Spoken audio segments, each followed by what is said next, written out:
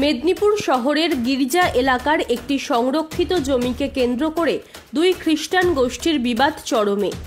সংরক্ষিত জমিটি ঘিরে মেদিনীপুর ব্যাপটিস্ট চার্চের নামে বিভিন্ন ব্যানার ফ্লেক্স লাগানো হয় বলে অভিযোগ এক গোষ্ঠীর বিরুদ্ধে।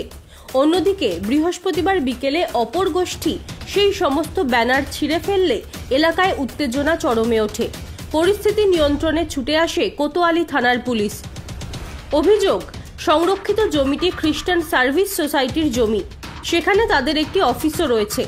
সেই জমি মেদিনীপুর ব্যাপটিস্ট চার্চের নামে অধিগ্রহণ করতে চাইছে বেশ কিছু দুষ্কৃতী।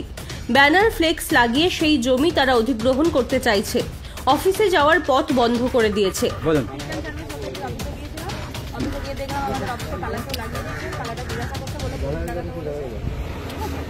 ওখানে যখন তালা লাগিয়েছি, তালাটা আমি জিজ্ঞাসা করলাম, আমাদের ওখানে 3-4 জন স্টাফ দখল করে আছে সোসাইটির জায়গায়। জিজ্ঞাসা করলাম কে তালা মারতে বলেছে, তো বলে পুলিশ বলেছে। তো আমার যিনি আয়ো আছেন, আমি একটা এফআইআর করেছিলাম, এর আগে অনেক ঝামেলা হয়েছে। তো আয়ো স্যারকে ফোন করতে, আয়ো স্যার বললো না আমি তালা লাগাতে বলিনি। তো আমি তখন বললাম তাহলে যারা তালা লাগিয়েছে অফিসকে তো তালা দেওয়া হয়নি, চাবি দেয়নি আমাদেরকে, তাহলে আপনারা একটা কাজ করুন, আপনারা আমি এখন তালা দিচ্ছি, আপনাদেরকে একটা করে গায়ে হাত তুলেছিল। আমি শিলতানির কেস করেছি, পুলিশ কোনো অ্যারেস্ট করছে না, বলছে যে ধারা দিয়েছে তাতে এদেরকে অ্যারেস্ট করা যায় না। তো যাই হোক, জানি না কার মদতে বা কিসের মদতে এইগুলো করছে আমি জানি না। এটা মাইনরিটির জায়গা, খ্রিস্টান সার্ভিস সোসাইটির জায়গা। এই জায়গা 15 টাকা হাতে বিক্রি করা হয়ে গেছে 2020-তে। আমরা কেস করে এটা আটকেছি। যারা এটা ভুল প্রমাণ করছে যে আমরা খ্রিস্টান সার্ভিস সোসাইটি, তাদেরকে বলুন সোসাইটির তরফ থেকে কোনো চিঠি দিতে। এনারা বেসিক্যালি লিখছে এটা চার্চের জমি। এখানে যদি চার্চের জমির নামে কোনো রেকর্ড থেকে থাকে তাহলে জায়গা ছেড়ে চলে যাবো, কিন্তু রেকর্ডটা আছে খ্রিস্টান সার্ভিস সোসাইটির নামে, property association of Baptist church private লিমিটেডের নামে। আর আপনার পরিচয়টা কি এখানে আপনি একটু বলুন। আমি খ্রিস্টান সার্ভিস সোসাইটিতে 2015 দায়িত্ব পেয়েছি অ্যাজ ট্রেজারার হিসেবে। প্রপার্টির চেয়ারম্যান যিনি শুভজিৎ জানা, তিনিও আমাকে বলেছেন এইটাকে লুক আফটার করার জন্য, দেখার জন্য।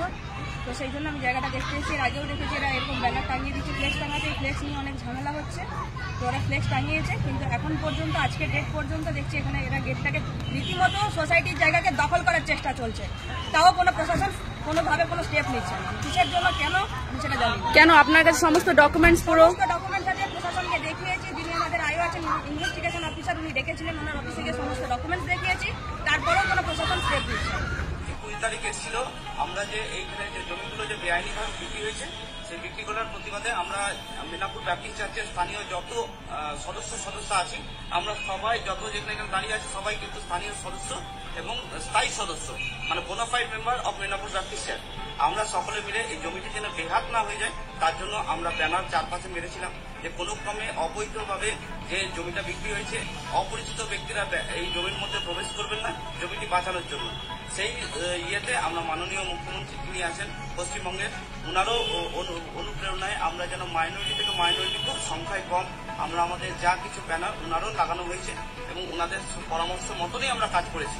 এইবার দেখা যাচ্ছে যে ইম্পা জানা, যিনি খড়গপুরে থাকেন, এবং তার হাজবেন্ডের নাম শুভজিৎ জানা, ওরফে দুবাই, ওনারা অ্যাকচুয়ালি দাগি আসামি এবং প্রচুর কেস মকদ্দমা ওনাদের মানে মেদিনীপুর কোর্ট থেকে অনেকগুলো কোর্টে আছে। সেই অবস্থায় ওনারা আসছেন, এসে দালালি করছেন যে যারা জমিগুলো কিনেছে অবৈধভাবে তাদের যেন পজেশন করে দিতে পারে, এটি হচ্ছে মোদ্দা কথা। তাই জন্য আমাদের দেওয়া ব্যানার বারবার ওনারা ছিঁড়ে চলে যাচ্ছেন। উল্লেখ্য, এর আগেও একবার এই সংরক্ষিত জমিতে ফ্লেক্স ব্যানার লাগানো নিয়ে দুই গোষ্ঠীর বিবাদ হাতাহাতির পর্যায়ে পৌঁছে যায়। গত 20 জানুয়ারি কোতোয়ালি থানায় ঘটনার অভিযোগ দায়ের করেন খ্রিস্টান সার্ভিস সোসাইটির চেয়ারম্যান শুভজিৎ জানার স্ত্রী ইম্পা জানা।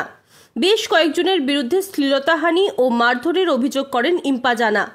ফের একই ঘটনার পুনরাবৃত্তিতে চাঞ্চল্য ছড়িয়েছে এলাকায়।